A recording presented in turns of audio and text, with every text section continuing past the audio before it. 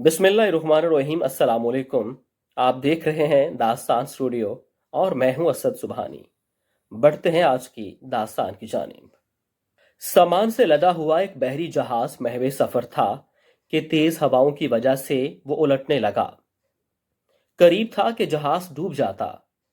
इसमें मौजूद ताजरों ने कहा कि बोझ हल्का करने के लिए कुछ सामान समंदर बुर्द कर देते हैं। ताजरों ने मशवरा करके तय किया कि सबसे ज्यादा सामान जिसका होगा उसे फेंक दिया जाएगा। जहाज का ज्यादातर लोड एक ही ताजिर का था।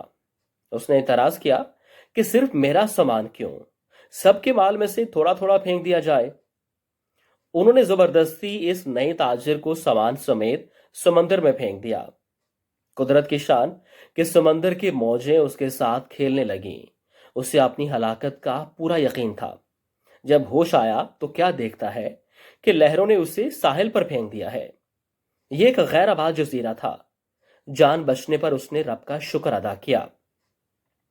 उसने अपनी सांसें बहाल की, वहां पड़ी लकड़ियों को जमा करके सर छुपाने के लिए एक झोंपड़ी सी बनाई। अगले रोज उसे कुछ खरगोश भी नजर आए। उनका शिकार करके गुजर बसर करता रहा। एक दिन ऐसा हुआ कि वो खाना पका रहा था कि उसकी झोंपड़ी को आग लग गई। उसने बहुत कोशिश की मगर आग पर काबू ना पा सका। उसने जोर जोर से चिल्लाना शुरू कर दिया और खुदा से शिकायतें शुरू कर दी। तूने मुझे समंदर में फेंक दिया, मेरा सारा सामान गर्क हो गया। अब यही झोंपड़ी मेरी कुल कायनात थी, तूने इसे भी जलाकर राख कर दिया। अब मैं क्या करूं, कहां जाऊं? ये शिकवा करके वो खाली पेट सो गया। सुबह जागा तो अजीब मंजर था। देखा कि कश्ती साहिल पर खड़ी है और मल्लाह उसे लेने आए हैं। उसने मल्लाहों से पूछा कि आपको मेरे बारे में कैसे पता चला। उन्होंने जो जवाब दिया उससे ताजर हैरान रह गया। मल्लाहों ने कहा कि हमें मालूम था कि यह जजीरा गैर आबाद है, लेकिन दूर से धुआं उठता हुआ नजर आया तो समझे शायद कोई यहां फंसा हुआ है जिसे बचाना चाहिए, इसलिए हम तुम्हारे पास आए हैं। फिर ताजर ने पूरा किस्सा सुनाया तो मल्लाहों ने यह कहकर उसे मजीद हैरान कर दिया कि जिस जहाज से तुम्हें समंदर में फेंका गया वो आगे जाकर गर्क हो गया।